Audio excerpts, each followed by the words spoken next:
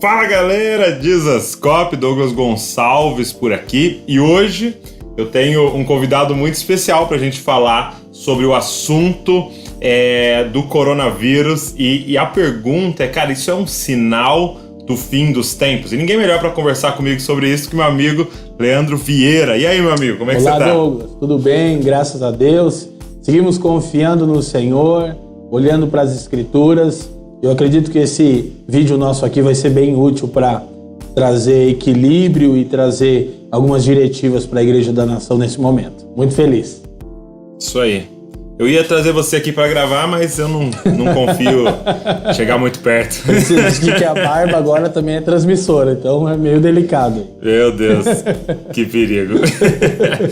Poxa, meu amigo, mas a pergunta que eu queria fazer era exatamente essa. Tem muitas vozes, né? Sim, muita gente sim. falando, a gente está nesse tempo da internet e todo mundo tem a oportunidade de falar, o que também é muito bom, né? Mas isso que está acontecendo, uma pandemia, algo que nossa geração e algumas gerações não tinham visto, né, acontecer, é um sinal do fim dos tempos? Então, sim e não. Primeiro o seguinte, alguém me perguntou, são muitas pessoas que me perguntaram, eu respondi uma única pessoa. Leandro, nós estamos na grande tribulação por causa do curso, né, do Dizascope na mesa. Isso é a grande tribulação? Eu disse, não. Isso é o princípio das dores? Não. Isso é um sinal do tempo do fim? Sim e não, eu disse. E agora eu respondo, sim. Porque se olharmos, por exemplo, para 1 João 2,18, João diz, filhinhos, essa é a última hora. Por causa da atuação do espírito do anticristo. Então, à luz do que João explica, o espírito atuante do anticristo já estava no mundo. Ele diz, estamos na última hora. Então não é nem os últimos dias, seriam a última hora. Mas não, porque não são os eventos descritos por Jesus no sermão profético em Mateus capítulo 24. A questão se já estamos no princípio das dores ou não. Talvez há uma possibilidade, porque há guerras e rumores de guerras, mas a Escritura dá uma ênfase ao aumento desses eventos. Então, compreendemos que isso seria, sim, o princípio das dores de Mateus 24:8, mas são sinais do tempo do fim. Eu penso que até uma coisa deve ser resgatada na nossa linguagem, e o problema com a visão grega de mundo, dualista ou gnóstica, é que não é o tempo do fim, é a consumação do plano de Deus. Então aqui há esperança. Nós precisamos resgatar algo nesses dias. A esperança no aparecimento glorioso do Cristo de Deus, o nosso Senhor. Isso nós precisamos resgatar. É isso que nós precisamos. E nós, cristãos, revermos onde estamos depositando a nossa expectativa. Porque se isso durar, e eu não creio que há de se estender tanto, justamente por uma atitude sábia das autoridades, que talvez seja a luz dos olhos seja um pouco exacerbada, mas necessária para agora, para evitar um problema como nós estamos vendo na Itália, enfim, na China.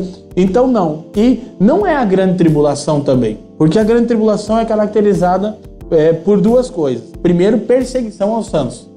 A igreja não está sendo perseguida. A ordem do governo é para fechar os shopping centers também. Então os shoppings estão sendo perseguidos? Não, isso é uma medida de segurança. E a tribulação marca perseguição dos santos e a ira de Deus contra o anticristo e seu império, os flagelos de Deus. Nós não estamos vendo isso. Não há razão para caos. Nós estamos, sim, percebendo a fragilidade do homem e a soberania de Deus. Então nós precisamos compreender isso. E precisamos também crer que, assim como a parábola do joio e do trigo de Mateus 13, já falamos sobre isso em outras ocasiões, elas nos ensinam que o trigo e o joio vão alcançar a sua plenitude. E o texto diz que o campo é o mundo e não diz que o joio são os crentes fracos. Joio são os filhos do maligno no texto. Então a maldade vai alcançar sua plenitude. Jesus diz: deixai, pois, que ambos cresçam juntos. Mas a justiça também alcançará a sua plenitude. Então o quadro do fim dos tempos é um aumento da maldade e do caos e um aumento da justiça e da pregação do evangelho do reino. Esse é o momento para demonstrarmos que a nossa esperança está em Cristo. Paulo diz que se esperamos em Cristo só nessa vida, 1 Coríntios 15, 19, então somos os mais miseráveis de todos os homens. E agora nós estamos em pelo menos 15 dias em que os nossos planos foram frustrados, mas o do Senhor não. Ele permanece soberano e não estamos na grande tribulação, não há motivo para caos, pelo contrário, nós somos hoje a esperança do mundo. Como já falamos e eu quero repetir, os piores dias do mundo, os melhores dias da igreja. Então agora nós precisamos agir com sabedoria. Eu creio que depois do coronavírus, a igreja vai ter um campo branco para a colheita. Agora, qual que deve ser a postura e a visão da igreja? Você já falou um pouco, né, disso, mas assim, por exemplo, a gente recebeu uma mensagem, né, porque, só para dar um contexto para as pessoas, eu e a Val chegamos da Europa, quando a gente foi, não tava esse caos, né, e a gente passaria 2 semanas ministrando. Quando a gente foi chegando no final da viagem, a maioria dos lugares que a gente ministrou foi o último culto. A gente ministrava, a prefeitura vinha e fechava, né? Uau. E aí quando a gente voltou, a orientação foi que a gente ficasse em casa durante 7 dias, né? Então, antes de ter contato com as pessoas e tal.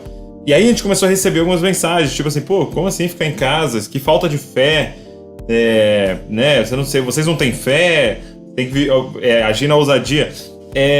Qual deve ser a postura da igreja e do cristão? Porque eu percebo que existe uma mentalidade errada em tudo isso, né?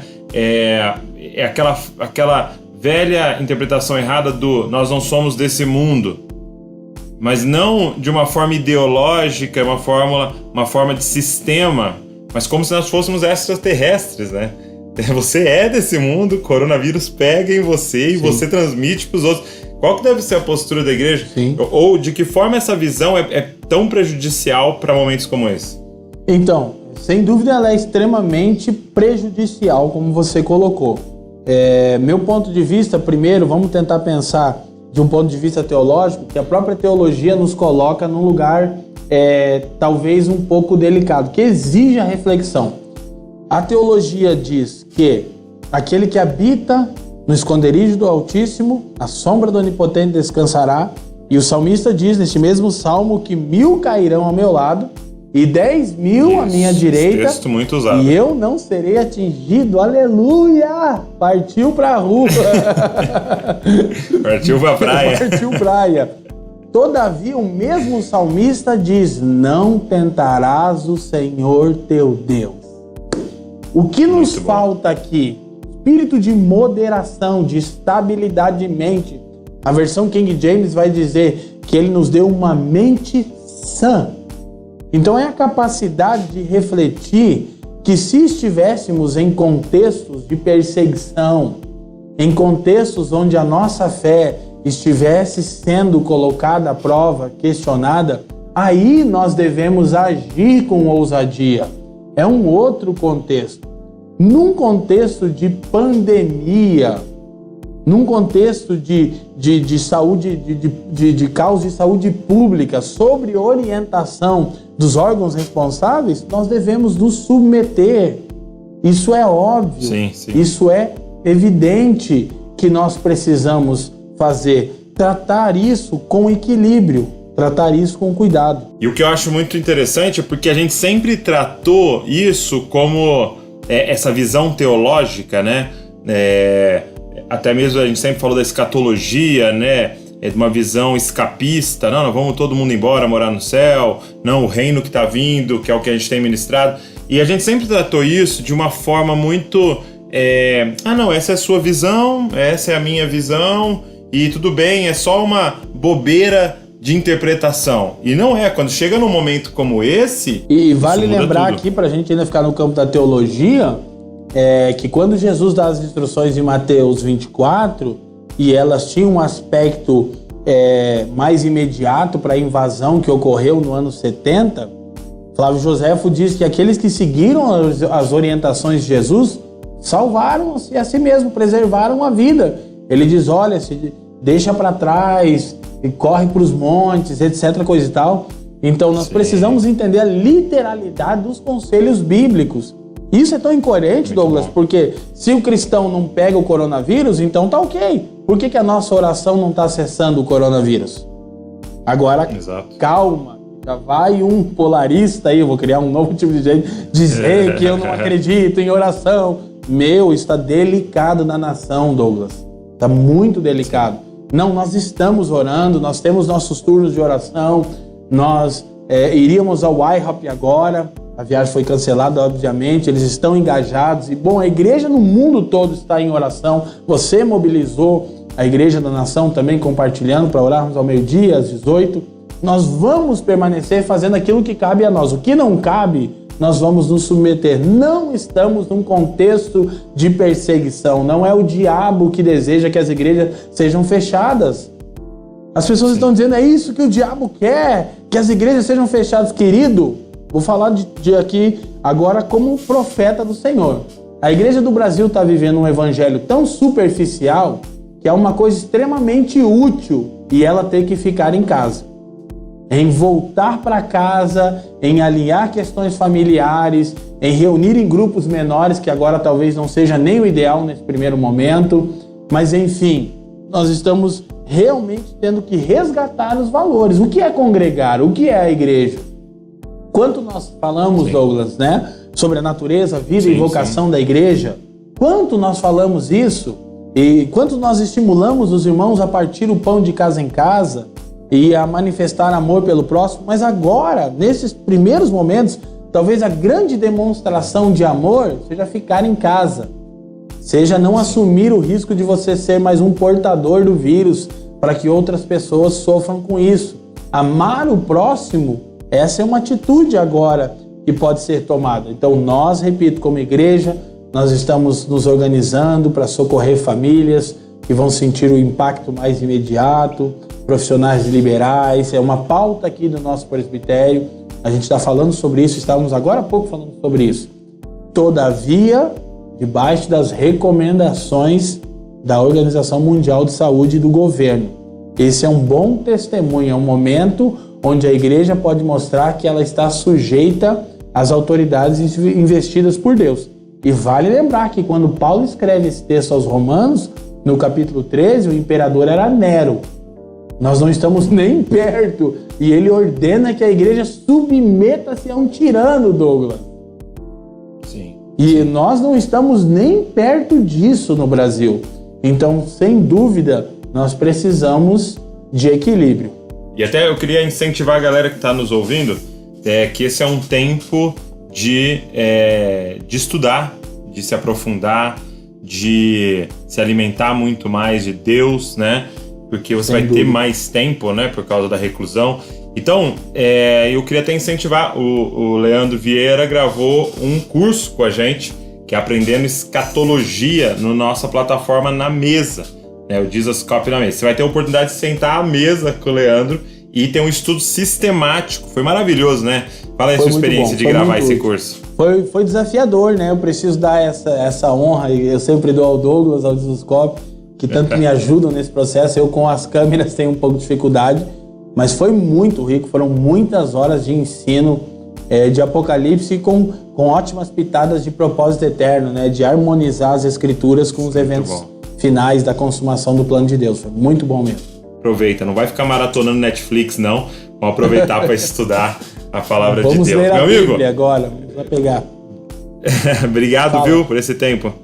É isso, obrigado você, e eu espero que de alguma maneira possamos trazer um pouco de equilíbrio e de paz aos corações e reforçar. Nós somos o baluarte da verdade, a igreja é o povo de Deus, nós carregamos a semente incorruptível, a própria vida de Deus em nós, e esse é um momento oportuno de agirmos com moderação, com sobriedade, com estabilidade de mente, e quando esses dias passarem, e não se estenderão muito, eu não tenho dúvida disso, nós vamos poder socorrer os aflitos e demonstrar o amor de Cristo. E, aproveitando, repense seus valores nesses dias de caos. As Escrituras dizem, Douglas, um último adendo, em Isaías, que quando os juízos de Deus estão sobre a terra, os habitantes do mundo aprendem a justiça. Então, todo juízo, ele é pedagógico.